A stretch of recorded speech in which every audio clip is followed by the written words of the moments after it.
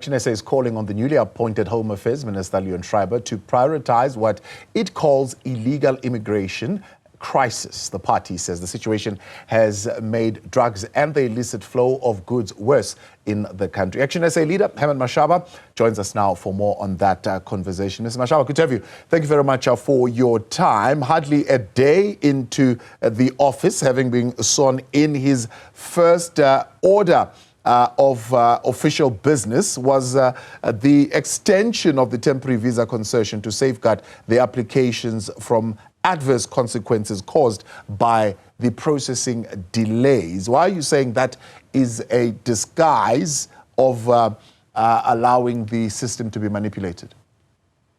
Well, first of all, good evening, Thabo, and good evening to Newzroom Afrika listeners. Thank you so much, as always. I think our concern with the minister, as you rightfully say, that a day after being appointed to this bloated cabinet and being appointed as the Minister of Home Affairs, the very same man who, when he was campaigning, was the man who called anyone who was against illegal immigration in the country, calling us xenophobic and so forth. So he takes over office. The first priority for his administration is the few people who we welcome the decision that they must be formalized so that we know who's in our country, but we're not really seeing the same kind of seriousness in dealing with the massive challenge that our country is facing with illegal foreigners who are causing havoc in our country. Have you reached out to the minister? Do you have any kind of relationship with the minister?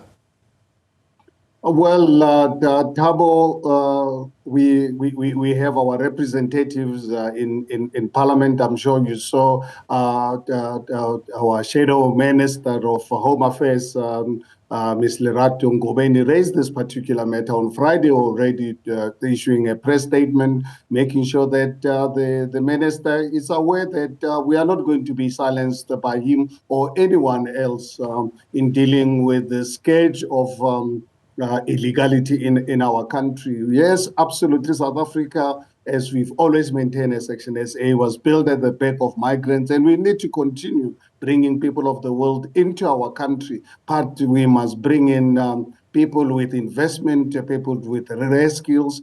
But at the same time, what we need to focus on is 12 million South Africans who are unemployed. We've got to close our borders for this illicit trading of counterfeit expired goods into our country. Stop this international drug syndicates who've made South Africa their playground. And those are things that the minister must understand, because when he was still in opposition, someone like us, when we raise these issues like this, will call us xenophobic. So we want to obviously, I think, send a signal to him that it doesn't mean that if he's a minister, he's going to allow this illegality to continue under our watch.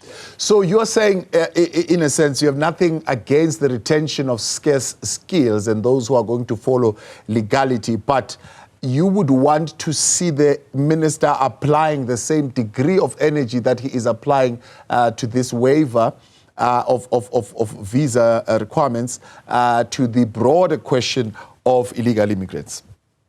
Absolutely, Thabo. If he does that, he can really be assured of ActionSA support. But if his focus is going to be on the legalization of illegal people into our country, ActionSA is going to really be very vocal about this. We will actually intensify our efforts in making sure that South Africans are aware that we are not going to allow any minister or any government to compromise the sovereignty of our country. How does he build your confidence? How does he build the confidence of South Africans in his approach? I mean, there are others who were threatening to say, no, give us Home Affairs. We'll come in at 11, we'll be sworn in by 4 p.m.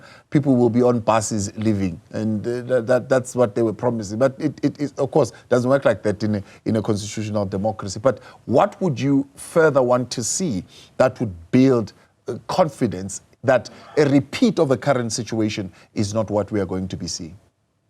Well, first of all, I think people must understand, for those who are just calling for mass deportation of illegal foreigners. I think it's something not really practical. We need to really follow the prescriptions of South African laws. Yes, those who are in this country legally, they must obviously be deported, but we must follow due process. We cannot just go around the streets just picking up on anyone. I think that's why we need the minister to really have right now, as a matter of agency, establish a special unit within Home Affairs, within our law enforcement agencies, in ensuring that we streamline people coming into our country, that we don't have to one day have one single person undocumented. Anyone coming into this country must obviously demonstrate to this country, as per the prescriptions of our law, that they have a reason to be here. Coming into South Africa to invest, coming into South Africa to bring in rare skills, coming into this country to enjoy the beauty of our country. But we cannot allow those who are coming here bring illegality to our country. Drug dealers, drug syndicates, making our country a playground. Coming into our country, hijacking properties of our fellow South Africans, and we're expected to keep quiet. We're bringing in people to come and work in restaurants when 12 million of our own people are unemployed.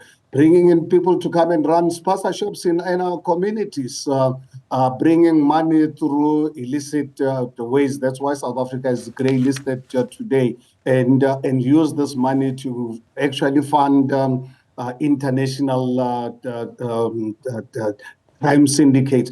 This is something that as a country, some of us are not prepared to really keep quiet. This country, it's important to us. This is the only country that we have, and this is the only country we're going to protect. The funding of terror groups, I mean, how do you think Home Affairs certainly should tackle that? The funding of what type of terrorist groups? Oh, yes. This is a major, major concern. You can talk to majority of foreign embassies in this country. There's a very serious concern of majority, if not all these guys who are running spaza shops in our community are funding the terror organizations, because they bring the money through illegal means. The money does not come through our normal banking system, and when they've made the profits from our own people, this money is actually taken out also through illegal means when fund terror groups. So you can imagine South Africa is known today worldwide by all civilized nations that if we are not really careful, this country one day will really become another failed state where terror groups are going to really take our country over. In other matters that have got to do with your own organization as leader, I haven't heard you voicing your thoughts around the developments in the Gauteng province. There are reports that you will be occupying at least the Scopa committee there. What are your thoughts as the leader? Well, Thabo, we've already issued a statement on Friday. If ANC is willing to offer us that position, we welcome it.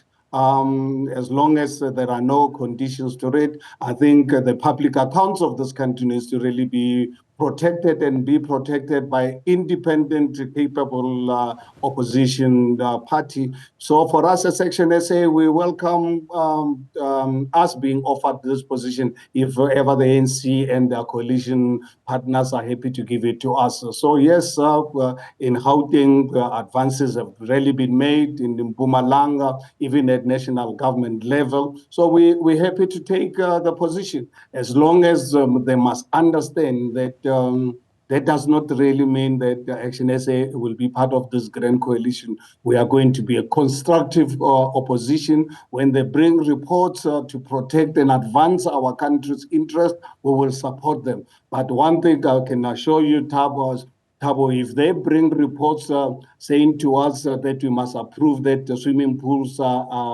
fireproofs, then you will then really see what ActionSA is all about. There's just no way that we're going to tolerate such a report. So we are going to really be a constructive opposition, working with the government for the advancement of our country. But at the end of the day, we are not interested in becoming part of this coalition arrangement. So they're happy to offer us the position if they so wish. If they don't, they offer it to someone else. It's okay. It's not the end of the world for us. We're not really desperate to really have this, but it's something that if given the opportunity to look after the public accounts of our country, we will really take it as a privilege and an honor. Ms. Mashaba, we appreciate your time. Thanks so much for coming on.